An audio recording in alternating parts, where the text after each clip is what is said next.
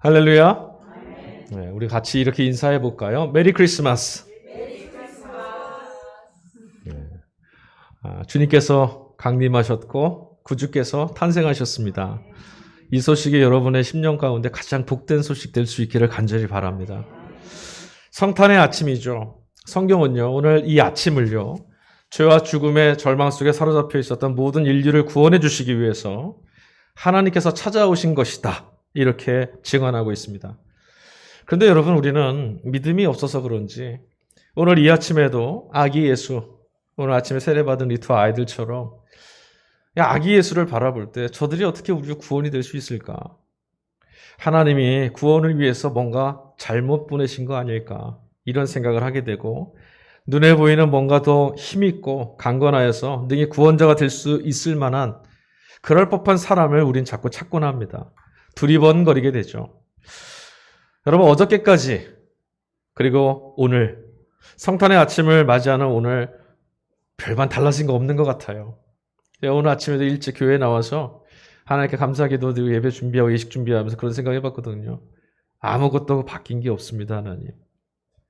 근데 그게 절망이 아니라 여전히 하나님은 우리의 구원이십니다. 이 고백이 되니까 참 감사하고 기쁘더라고요. 달라진 건 아무것도 없어 보이지만 여러분, 분명히 달라진 건 있습니다. 비어있던 구유에 갓난아기 예수 그리스도가 오셨습니다. 그리고 여러분, 우리는 하나님이 대체 어떻게 성육신하셔서 인간이 되셔서 그 구유에 오르셨는지 우리는 알지 못하지만, 어떻게 그럴 수 있는지 설명도 할 수 없지만 분명한 것 하나는 있습니다. 그가 오셨으므로 이제 우리는 하나님을 눈으로 볼 수 있게 됐고, 말씀을 들을 수 있게 됐고, 그분의 삶을 통해서 하나님은 이런 분이시구나 깨달아 알게 돼서 하나님을 믿을 수 있게 됐다라는 거죠. 성탄의 아침엔 오늘 저는 여러분들에게 이 성탄의 본질이 뭔지, 이 성탄절 아침의 메시지가 도대체 무엇인지를 함께 나누어 드리고 싶습니다. 그래서 오늘 요한이 기록한 복음서의 말씀을 함께 나누려고 합니다. 요한은 오늘 복음서 말씀 속에서 특별히 두 개의 단어를 사용해서 예수 그리스도를 소개하고 있습니다. 여러분, 말씀을 읽으실 때 특별히 생각나고 기억에 남는 단어 두 개 있으세요? 빛하고 말씀, 말씀과 빛. 이 두 가지로 요한은 우리에게 예수 그리스도를 소개하고 있습니다. 요한은 자신의 복음서를 기록하면서 첫 장의 첫머리, 1절 말씀이죠.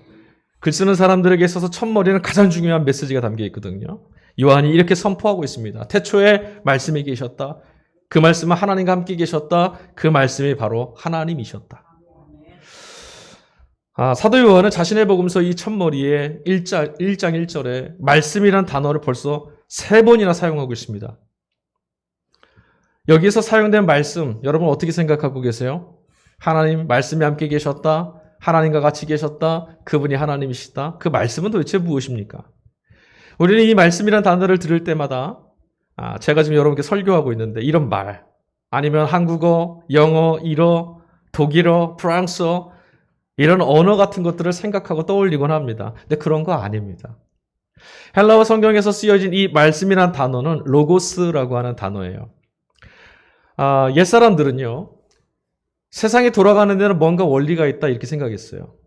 우리는 이런 생각 안 하고 살거든요. 그냥 아침이 되나 보다 생각하잖아요. 그런데 옛사람들은 도대체 이 세상이 어떤 원리로 작동되고 있을까 궁금했어요. 왜냐하면 똑같이 잠이 들었는데 어떤 이들은 오늘 이 아침을 맞이하지 못했는데, 나는 특별하게 한 것도 없는데 오늘 아침을 맞이했고, 힘들고 어려운 것 같아도, 다 망한 것 같아도 망하지 않고 잘 살고 있는 거 보면 뭔가 우리가 살아가는 것들을, 우리의 생명을 지켜주는 것 아니겠느냐. 그게 도대체 뭘까 무척 궁금했어요. 그래서 이 땅의 모든 것들을 존재하게 할 뿐만 아니라 이 땅의 모든 생명들을 지켜주고 유지하고 살아갈 수 있도록 하는 어떤 힘이 있다고 생각했어요. 그것이 바로 지혜 또는 말씀이라고 번역된 헬라어 로고스입니다. 그러니까 우리가 인식해낼 수는 없잖아요. 도대체 이게 어떤 건지는 전혀 모릅니다. 바람이라는 것도 우리가 지난주 설교 때도 말씀 나눴지만 알지 못하잖아요. 그러나 있으면 알 수 있어요. 옛사람들도 마찬가지였어요. 뭔지는 모르겠습니다. 그러나 우리를, 또 이 세계를 지탱하는 어떤 것이 있더라. 그게 로고스가 아니겠느냐? 이렇게 생각했던 거죠. 그러니까 분명한 거는요, 우리가 그걸 증명해낼 수도 없고 그것이 있는지 없는지도 볼 수도 없지만 분명한 건 로고스가 있으므로 세계는 존재하고 있고 로고스가 있으므로 생명도 존재될 수가 있는 거죠. 그런데 모든 살아있는 것들의 근거가 되는 이 로고스가 인간의 몸을 입고 찾아오셨다라고 요한이 말하는 거예요. 드러났다라는 거예요, 이제. 볼 수 없었고 알 수 없었는데 그 힘이, 그 권세가, 그 주체가, 그 생명의 근원이 우리 눈에 드디어 나타나셨다. 그가 예수 그리스도라고 요한은 단언하고 있습니다. 여러분, 우리는 오늘 예수님은 말씀이시다, 말씀은 예수 그리스도이시다, 하나님이시다라고 하는 이 말씀 아멘하고 받아들입니다. 그런데 여러분, 이 말씀은요, 우리는 대수롭지 않게 사용하고 있지만 굉장히 어려운 말씀입니다. 당시의 유대인들에게서 이 말씀은 폭탄 같은 말씀이었어요. 사실 예수님도 이것 때문에 핍박을 당하셔서 십자가 달려 돌아가셨고 제자들도 사도들도 이 말씀을 증언하다가 순교당했어요. 심각한 신성모독, 하나님을 모독한 일이다라고 사람들에게 조롱받고 비난당하고 학대당했습니다. 왜 그런가? 보세요. 사람이 하나님이 될 수도 없지만 하나님이 사람이 되신다라는 것도 있을 수 없는 일이라 그들은 생각했어요. 하나님이 사람이 되셨다. 사람 이처럼 연약하고 아무것도 할 수 없는 이런 존재가 되신다면 어찌게 되겠는가? 그럴 수는 없다라고 생각한 거죠. 그런데 여러분, 오늘 우리들의 교회도요, 교회 밖에서 던지는 이 질문 앞에 서 있습니다. 우리의 신앙생활은 교회 밖에서 누군가 던지는 이 질문에 대한 답을 찾아가는 길입니다. 어떻게 예수가 하나님이실 수 있느냐? 오늘 요한의 표현대로 하자면 어떻게 예수님이 말씀이실 수 있느냐? 어떻게 예수 그리스도가 빛일 수 있느냐라고 하는 이 동일한 물음을 우리 받고 있어요. 그러니까 우리는 모두 다 이 질문에 답할 책임이 있는 거예요. 결론적으로 여러분, 이런 물음들을 그냥 단순히 믿음 없는 질문이다, 어리석은 질문이다 이렇게 치부할 수 없는 겁니다. 이건 누구라도 가질 수 있는 합리적이고 타당한 의심이죠. 하나님이 사람이 되실 수 있다니. 그리고 뒤집어서 사람이 도대체 어떻게 하나님이 될 수 있습니까? 신앙은 바로 이 질문에 대해서 답을 찾아가는 길이라는 것을 여러분 기억하시고 말씀을 계속 들어보시죠. 자, 그런데 오늘 말씀이 사람이 되었다라고 하는 이런 식의 선언은요, 요한이 먼저 말한 게 아니었어요. 오늘 우리에게 주어진 구약 본문이 이사야서 말씀인데, 이사야서 52장인데 이사야 선지자에 의해서도 이 말씀이 언급됩니다. 일독서 본문으로 읽게 되는 이사야 52장 안에 7절부터 시작하고 있는데 오늘 성서일과는 그 앞에 있는 3절과 5절 말씀을 읽어보면 여러분 굉장히 독특한 표현들이 눈에 들어올 거예요. 이사야 52장 3절과 4절 말씀 안에 무려 4번이나 여호와께서 말씀하셨다, 이 대목이 나와요. 그 짧은 절인데요, 그 절 안에 4번이에요. 4번. 여호와께서 말씀하셨다, 여호와의 말씀이 여호와께서 말씀하셨다, 4번이나 말하고 있습니다. 표현하고 있어요. 선지자의 이 말을 통해서, 전한 이 말을 통해서 우리는 하나님은 말씀하시는 분이구나 알 수 있습니다. 여러분, 지난주에도 함께 설교 때 나누었었는데 기억하시나 모르겠어요. 우리는 하나님을 볼 수 있습니까? 없습니까? 없어요. 다만 우리는 무엇을 볼 수 있죠? 하나님께서 행하시는 일, 하나님이 하실 수 있는 일만 볼 수 있습니다. 그것을 통해서 하나님의 임재, 하나님 여기 계시다는 것을 우리가 알 수 있고 믿을 수 있게 되는 거죠. 여러분, 하나님이 일하시는 방식이 뭐냐? 바로 말씀이에요. 선지자들 말하지 않습니까? 하나님 여호와께서 말씀하셨다. 그 말이 뭐냐? 하나님이 지금 일하고 계신다. 창세기에 하나님이 말씀하셨죠. 말씀하실 때 다 창조가 이루어졌습니다. 하나님이 일하시는 방식이 바로 말씀입니다. 말씀하심으로 하나님은 천지를 창조하셨을 뿐만 아니라 이스라엘 안에 자신을 드러내시기 시작한 거예요. 자, 이사야서 55장 11절 말씀. 내 입에서 나가는 말도 이와 같이 헛되이 내게로 되돌아오지 아니하고 나의 기뻐하는 뜻을 이루며 내가 보낸 일에 형통함이니라. 무슨 말씀입니까? 그분의 말씀을 결코 헛되이 땅에 떨어지지 않고 땅에 떨어지는 순간, 성도들의 심령 안에 떨어지는 순간 반드시 역사를 이루어 내시는 능력이라고 하는 뜻이에요. 그러니까 하나님의 말씀은 능력이 드러나고 성취되는 걸 말하는 거죠. 지난주에 함께 나눴던 것처럼 말씀이 능력을 일으킨다. 말씀의 능력. 이걸 반드시 이루어내는 것들을 우리는 뭐라고 말하냐면 하나님이 구원하시는 구원의 역사를 이루신다라고 말해요. 뒤집어 말하 이런 거죠. 다시 표현하면 하나님이 하시는 말씀의 능력은 어떤 일들을 행하시냐? 구원하시는 일. 자기 백성을 자기 죄에서부터 구원하시는 일. 이게 하나님이 하시는 주권적인 통치행위라고 제가 말씀드렸어요. 하나님은 이 일만 하신다 그랬어요. 구원하신다. 자, 하나님은 말씀이시고 말씀은 능력이니까 여러분 하나님이 여기 계시면 반드시 구원이 이루어지는 것인 줄로 믿으시기 바랍니다. 하나님이 계시니 구원이 있는 겁니다. 구원을 받았다는 얘기는 하나님이 여기 계신다라는 것이고 나를 구원하신다는 것은 하나님이 나를 찾아오셨다는 말씀과도 같습니다. 자, 이사야서 52장 10절을 읽어드릴게요. 주님께서 모든 이방 나라들이 보는 앞에서 당신의 거룩하신 능력을 드러내시니 땅 끝에 있는 사람들은 모두 우리 하나님의 구원을 볼 것이다. 맞아요. 하나님이 자신을 드러내실 때, 자신이 하시는 일을 드러날 때, 말씀으로 무엇인가 일을 하실 때, 다시 말하면 구원의 행위를 하실 때, 땅 끝에 있는 사람이라도 그것을 인정하지 않고는 비길 수 없는, 반드시 보게 될 것이라고 하는 이사야 선지자의 외침이 여러분 우렁차게 들리지 않습니까? 저도 여러분들에게 이렇게 말씀드리겠어요. 하나님이 여러분을 구원하실 구원의 역사는 반드시 여러분의 심령 속에 변화를 일으키실 것이고 여러분의 삶을 죽음에서 생명으로 건져 올리셨으니 여러분의 안에 하나님이 지금 여기 계시다라고 하는 말씀의 능력이 반드시 드러나게 될 줄로 믿습니다. 그런데 여러분 문제가 하나 있어요. 뭐냐면 말씀이신 하나님이 우리를 찾아오셨다라고 하는 요한의 이 말이나 하나님 여호와께서 말씀하셨다라고 하는 이사야 선지자의 이 전하는 말이 좀처럼 믿어지지 않는다라는 거죠. 우리 성도님들, 누님들은 잘 모르시는 친구들인데 우리 젊은 친구들은 다 알아요. BTS. 한 번쯤은 들어는 보셨죠? 뉴스에서. 만약에 제가 오늘 아침에 어제 BTS로부터 전화를 받았습니다. 등록교회 부활절, 성탄절, 절기들마다 내년부터 꼭 함께 하겠습니다. 축하드립니다. 제가 이렇게 아침에 광고에다 올리고 말씀드렸다면 여러분 어떻게 하셨을까요? 에이, 장난치고 있어. 그럴 리가 없어. 여러분 아마 그렇게 생각하셨을 거예요. 그죠? 저도 BTS 그 친구들한테 별로 관심 없지만 그 친구들도 저를 몰라요.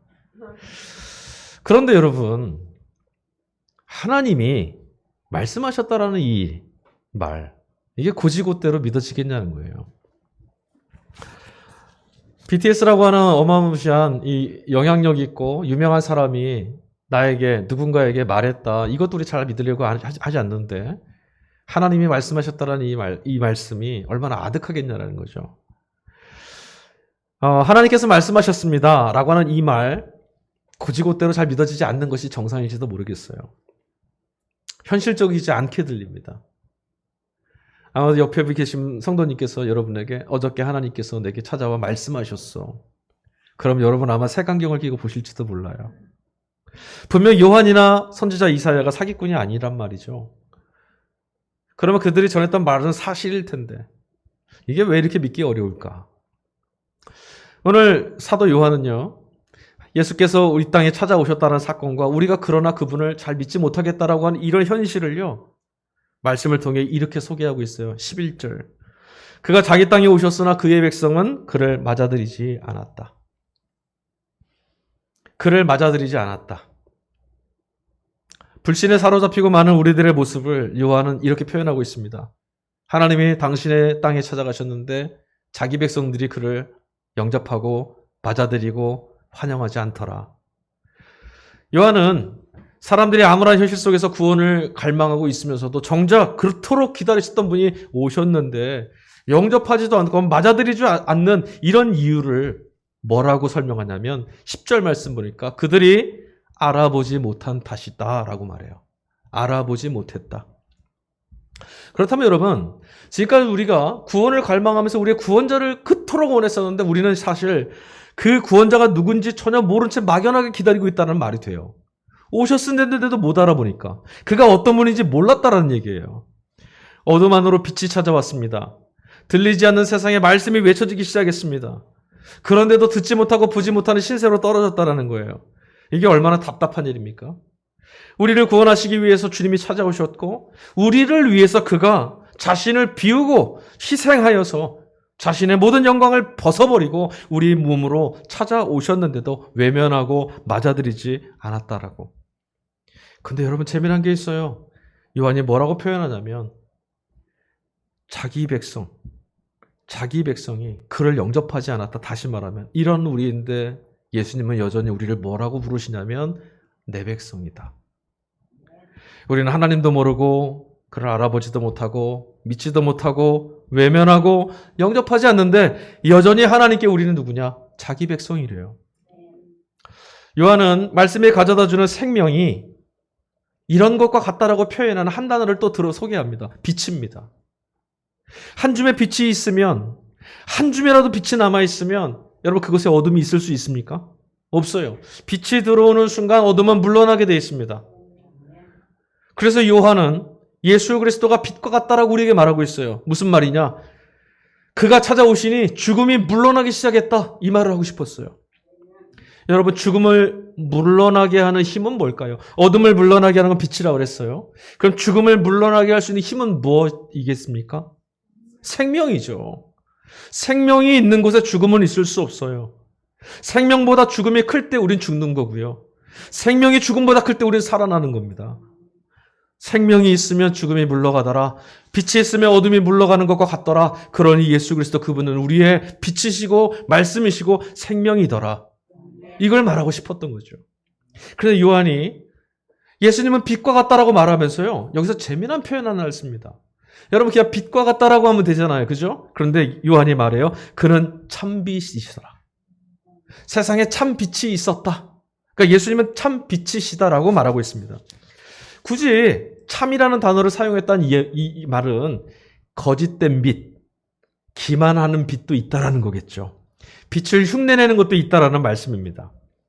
사람들이 왜 자기 땅에 찾아오신 예수님을 영접하지 않았는지 이제 이유를 알 것 같아요. 무엇입니까? 그동안 줄곧 우리가 거짓된 빛에 속고 있었다라는 거예요. 그러니 잘 안 보이는 거죠. 때로는 어떤 사람에게 때로는 눈에 보이는 부유함과 성공 신화 마치 그것이 생명인 것처럼 마치 그렇게 하면 우리를 살리는 것처럼 어둠을 몰아내는 빛처럼 죽음에서 우리를 건져낼 수 있는 생명인 것처럼 우리 쫓아다니는데 급급했습니다. 그런데 오늘 말씀 그것은 거짓이랍니다. 진짜 빛이 있어야만 산다고 말하는 거죠.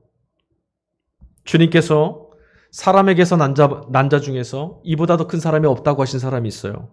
세례자 요한이죠. 그런데 오늘 말씀 보니까 8절에 세례자 요한도 빛이 아니랍니다. 이런 말씀도 눈에 크게 들어오고 있죠. 아무리 대단해 보여도 진짜 빛이 아니면 살릴 수 없습니다. 그런데 여러분, 거짓된 빛에 우리가 속고 있었다, 길들여졌었다, 이것 때문에 참빛을 보지 못했었다, 이렇게도 이건 나은 편이에요. 왜냐하면 거짓된 빛을 꺼버리기만 하면 돼요. 그럼 진짜 빛이 보이지 않겠습니까? 여러분 밤하늘을 올려다 보셨어요? 우리 번호동에 밤하늘에 별이 떠 있습니까? 안 떠 있습니까? 보셨습니까? 에이, 잘 안 보이잖아요. 있는 건 분명한데 보이질 않아요. 그런 그 별들이 저기 비봉으로 이사가고 남양으로 이사가고 수원으로 이사갔을까요? 여기 있어요. 근데 왜 안 보일까요? 우리 눈높이에 다른 빛을 많이 켜놔서 그래요. 네온 사인이 켜져 있고 빛처럼 밝아 보인다라고 생각하는 것들이 우리 눈을 자꾸 가려요. 우리 사진 찍는 분들은 잘 알겠지만, 우리 중고 청년도 알겠지만, 밤하늘에 별을 찍으려면요, 사진 기자들은 어딘가로 막 가요. 시골로 가요. 불이 꺼져 있는 곳을 향해서 갑니다. 그러면 하늘의 별이 잘 보인대요. 맞아요, 여러분. 진짜 빛을 보기 위해서는 거짓된 빛들을 그냥 꺼버리면 됩니다. 정말 심각한 문제가 있어요. 뭐냐면 그런 것 말고, 거짓된 빛에 속았다는 것 말고요, 내 자신이 지금 어둠 안에 있다는 것을 깨닫지 못하는 게 진짜 심각한 거예요. 내가 어둠 안에 있다라고 그것을 보지 못하면 내가 빛 안에 있는 것처럼 생각하는 사람들은 진짜 빛을 찾으려 하지도 않을 거고 거짓된 빛을 끄려고도 하지 않을 거예요. 그냥 지금이 좋다고, 나는 빛 안에 있다라고 마치 빛 안에 살고 있는 것처럼 만족하면서 살게 될 겁니다. 제가 어제 성탄절을 앞둔 이 전날 세상을 보면서 그런 생각이 들었어요. 어제 도로마다 차가 엄청 많더라고요. 사람들도 그렇게 많을 수가 없어요. 저는 길마다 사람이 넘쳐나서 명절날인 줄 알았어요. 떡 사려고 사람들 줄 서 있는 줄 알았어요. 뭔가 다 기분 좋아하고 행복해 하더라고요. 묻고 싶었어요. 오늘 왜 그렇게 행복하십니까? 무엇 때문에 이렇게 기분이 좋으셨어요? 왜 이렇게 밖으로 나오신 거죠? 묻고 싶었어요. 다 행복한 얼굴들입니다. 근데 제 마음속에는 거짓된 빛 때문에 참빛이 오신 날 보지 못하고 여전히 거짓된 빛에 취해 있구나. 우리 앞에 죽음이 있음을 우리는 본질적으로 하나님으로부터 오는 생명의 빛이 필요하다는 것을 알지 못하기에 진짜 빛이 무엇인지를 질문하지도 않고 찾으려 하지도 않는 것이 너무 안타까워 보였어요. 자, 이사야서 52장 7절에 선지자 이사야가 이렇게 외칩니다. 놀랍고도 반가워라. 희소식을 전하려고 산을 넘어 달려오는 저발이여. 평화가 왔다고 외치며 복된 희소식을 전하는구나. 구원이 이르렀다고 선포하면서 시온을 보고 이르기를 너의 하나님께서 통치하신다 하는구나. 선지자 이사야가 외치고 있습니다. 뭐라고요? 복되다라고 외치고 있습니다. 자, 여러분 이 말씀에서 복된 사람은 누구입니까? 하나님께서 통치하신다는 소식을 들은 자입니까? 아닙니다. 이사야는 다른 사람을 보고 지금 당신은 참 복됩니다라고 말하고 있어요. 누구냐면 바로 이 소식을 전하려고 산을 넘어 부지런히 달려오는 당신 참 복된 사람입니다 라고 말하고 있어요. 이 사람이 복된 이유가 뭘까요, 여러분? 도대체 뭐가 복되다고 하는 거죠? 이런 사람이 복된 이유는 딱 한 가지뿐입니다. 무엇이냐면 다른 사람들이 볼 수 없었고 들을 수 없었고 알지도 못하고 깨닫지도 못했던 말씀이신 하나님이신 말씀이 오늘 통치하시는 역사를 자신은 먼저 보았고 먼저 들었고 먼저 맛보았다라는 거예요. 그러니 당신은 참으로 복된 사람 아니냐라고 하는 거죠. 전해 듣고 믿어야 되느냐 말아야 되느냐 이런 사람이 아니라 제 눈으로 보고 제 귀로 들었고 자신의 심령과 삶 가운데 찾아오신 하나님의 영광을 보았으니 당신 참 복된 사람이다라고 말하는 거죠. 자, 그럼 여러분 도대체 무엇을 보았길래 도대체 어떻게 하나님을 그들이 보았길래 이런 말씀을 하고 있을까요? 여호와께서 통치하신다라고 산을 넘어 불이 나게 달려오는 그 사람은 도대체 무엇을 봤을까요? 오늘 요한은 오늘 읽지 않은 11장 40절 말씀에 보니까 이런 말을 하더라고요. 예수께서 이르시되 내 말이 네가 믿으면 하나님의 영광을 보리라 하지 아니하였느냐 하시니 네가 믿으면 하나님의 영광을 보리라 하지 않았느냐. 이 말씀은 나사로의 집에 가서 하셨던 말씀이었어요. 나사로가 죽어서 죽은 지 사흘이 지났을 때 예수님께서 그를 보려고 무덤가로 갈 때 마르다가 주님 죽은 지 사흘이 지났어요. 이렇게 주님께 항변하고 했거든요. 그때 예수님이 하신 말씀이에요. 아니, 네가 믿을 때 네가 말하지 않았느냐? 하나님의 영광을 볼 것이라고 네가 말하지 않았느냐? 라고 말하신 거예요. 여러분 죽은 사람은 다시 살아날 수 있습니까? 없습니까? 믿음이 너무 좋으셔가지고 죽은 사람은 다시 살 수 있어요? 없어요? 없어요. 없습니다. 여기까지는 사람의 일입니다. 이 절망의 끝에서 그리고 바로 이곳에서부터 일하시는 분은 하나님입니다. 또한 우리는 그 일을 통해서만 하나님을 목격할 수 있습니다. 하나님 우리는 할 수 없습니다. 다 끝났습니다. 바로 그때부터. 이제부터 시작되는 모든 일들은 하나님이 하시는 일입니다. 여기서 필요한 것. 그분은 분명히 당신의 일을 행하실 텐데 우리가 할 수 있는 한계를 넘어 당신만이 하실 수 있는 일을 하나님은 하실 것인데 그 일을 우리가 어떻게 목격하냐는 거죠. 여기서 필요한 것은 바로 믿음입니다. 또 믿음으로 끝이 나는군요. 중요한 것은 믿음이다. 이 말은요. 하나님을 향한 예수님의 마음, 하나님을 향하셨던 예수님께서 보여주셨던 당신의 마음 바로 그걸 얘기하는 거예요. 예수님이 어떻게 하나님을 바라보셨나. 하나님의 아버지시라고 예수님을 신뢰하셨고 당신은 하나님의 자녀, 당신 하나님의 아들이라고 믿으셨으며 주님은 이 순전한 믿음, 이 순전한 마음을 당신에게 주어진 이 땅에서의 주어진 당신 생의 모든 시간 안에 이 마음을 품고 살아가셨어요. 그런 주님께서 하나님은 당신의 영광, 즉 하나님만이 하실 수 있는 일을 바로 그 주님께 하나님께서 보여주셨고, 예수님은 고스란히 하나님의 영광, 하나님만이 하실 수 있는 일을 우리에게 고스란히 또한 보여주셨어요. 예수님이 태어나시고 십자가에 달려 죽으시고 부활하신 모든 일, 자신에게 주어진 한 번뿐인 인생에 무엇을 담았느냐? 하나님만이 하실 수 있는 일을 담으셨어요. 자, 12절 말씀. 그러나 그를 맞아들인 사람들, 곧 그 이름을 믿는 사람들에게는 하나님의 자녀가 되는 특권을 주셨느니라. 우리 개역개정판 성경에는 권세라고 하고 있는데요. 이 하나님의 아들이 되는 권세, 하나님의 아들이 되는 특권이 뭐냐면 바로 이겁니다. 믿음을 통해 하나님의 영광, 하나님의 통치, 그것을 보았고 들었고 따라갈 수 있게 됐다. 이거 말하는 거거든요. 우린 그런 사람이 됐다라는 거예요.